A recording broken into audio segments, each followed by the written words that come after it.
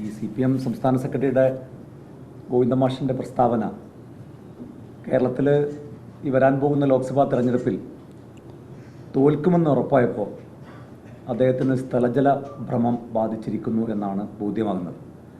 അപ്പോൾ അടുത്ത ലോക്സഭാ തെരഞ്ഞെടുപ്പിൽ ഈനാം പേച്ചിക്ക് വോട്ട് ചോദിക്കേണ്ടി വരുമോ എന്ന പേടിയിലാണ് CPM ഉള്ളത്.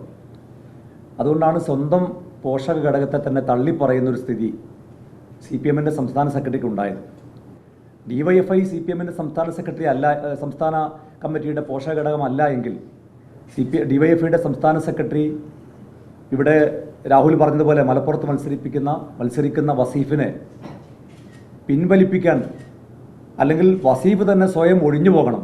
കാരണം DYFI CPMൻ്റെ പോഷക ഘടകമല്ല എന്ന് പാർട്ടി തന്നെ തള്ളിപ്പറഞ്ഞിരിക്കുകയാണ്. അപ്പോൾ ഇനി പാർട്ടിയുടെ ഒരു സ്ഥാനാർത്ഥിയായി മത്സരിക്കുന്നത് എന്തിനാണെന്ന് അദ്ദേഹമാണ് ചിന്തിക്കേണ്ടത്, അല്ലെങ്കിൽ അദ്ദേഹം അതിന് മറുപടി പറയണം.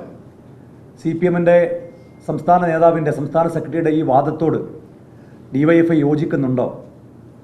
DYFIയോട് കാര്യം എന്തെങ്കിലും ചോദിക്കുമ്പോൾ DYFI പറയുന്നത് ഞങ്ങൾ പൊതിച്ചോറ് കൊടുക്കുന്നുണ്ടെന്നാണ്. നിങ്ങൾ പൊതിച്ചോറ് കൊടുത്തില്ലെങ്കിലും ആ കൊലച്ചോറ് കൊടുക്കുന്ന പരിപാടി നിർത്തിയാൽ കേരളത്തിൽ വലിയ സമാധാനം ഉണ്ടാവും. കാരണം രാഷ്ട്രീയ എതിരാളികൾക്ക് കൊലച്ചോറ് കൊടുക്കുന്ന ഒരു സംഘടനയായി DYFI മാറുന്ന കാഴ്ചയാണ് കഴിഞ്ഞ ദിവസങ്ങളെല്ലാം കണ്ടുകൊണ്ടിരിക്കുന്നത്.